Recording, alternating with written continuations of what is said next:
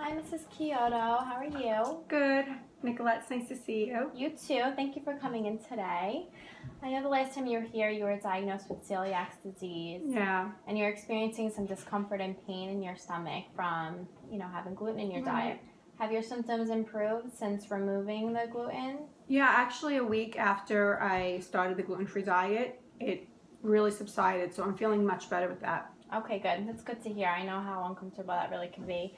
And I know we went over quite a bit of information about what a gluten-free diet is, and we talked about cross-contamination and how to read food labels to make sure nothing contains gluten in them. Right. And it's really a big change that you have to make. So how have you been doing with the transition? It is a big change. I'm actually doing okay, especially with breakfast and lunch. The gluten-free bread you recommended, I love. Mm-hmm. I've been using that almost every day, so that's been good. Dinner has been a little bit of a struggle.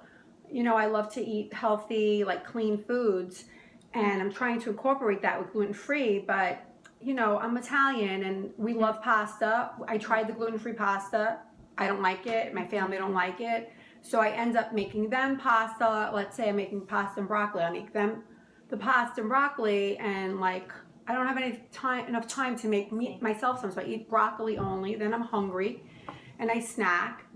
So I don't have as much time to make myself, my own meals. That's the struggle right now. Right. Well, it's really commendable that you like to eat healthy, and especially for you and your family, it's so important.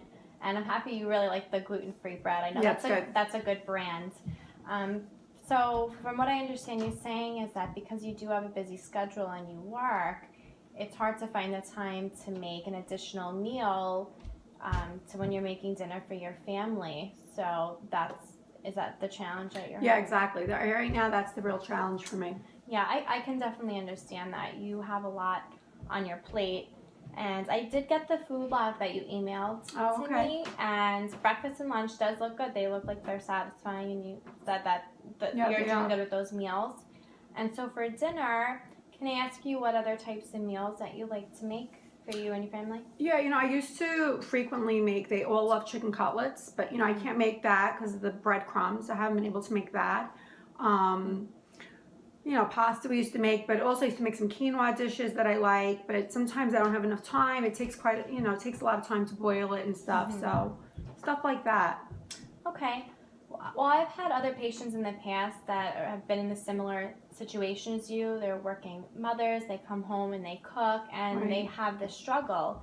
And I have some suggestions for you that I've shared with some of my patients that are mothers that I'd like to give to you. Okay. And so you'll be able to make a satisfying meal for yourself that won't take up too much time. Okay.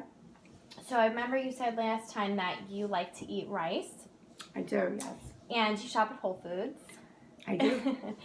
So in the frozen aisle, they have a pre-cooked brown rice that you can find there, and it only takes a few minutes to heat up, whether you do it on the stove or in the microwave. So while you're making pasta and broccoli, for example, for your family, you can make the rice separately for yourself, and it doesn't take up really any additional time. Is it organic, though? It is organic. Oh, okay. Okay. I know that's important to you. Me too. So it won't take up, that much time. Is that something you'd like to do? Oh, definitely. Yeah, I didn't even know they made stuff like that. Okay. Yeah, it's definitely really convenient. And the same brand also has frozen quinoa. Oh, and nice. Jasmine rice. So, I'll check them all out. And you can alternate between all of them. And I also know of a brand of gluten-free breadcrumbs that you really don't notice the difference, if at all, that some of my patients have told me about. And I can write down a list of the brands that I'm talking about and email them to you so that you can try them. Okay, that sounds good. Okay, good. So I really don't want to overwhelm you with too much information, but like I said, I'll email you the list of recommendations and things that we talked about in this session.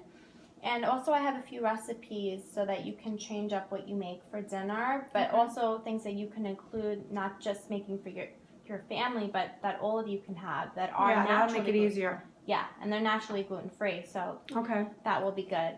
And to just review what we went over this session, what do you think you're most likely to try over the next, say, 3 weeks until we meet again? Well, I'm definitely going to check out that pre-cooked frozen rice and quinoa because that will help me tremendously. And I'll definitely try out the gluten-free breadcrumbs, and I'll let you know what my family really thinks about them. But I'll try both things. Okay. Sounds good. Okay, good. And the next time that we meet, we can talk about some other options like sweet potato and cauliflower, so more vegetables. Okay, yeah, that's a good idea. Yeah, so you can incorporate those, and that'll make your meals more satisfying. Okay. So we can do that in the next time we meet. Okay, it sounds good. Thank you for coming in today. Thank you. Thanks for all your help. No problem. See you in 3 weeks. Okay, thanks.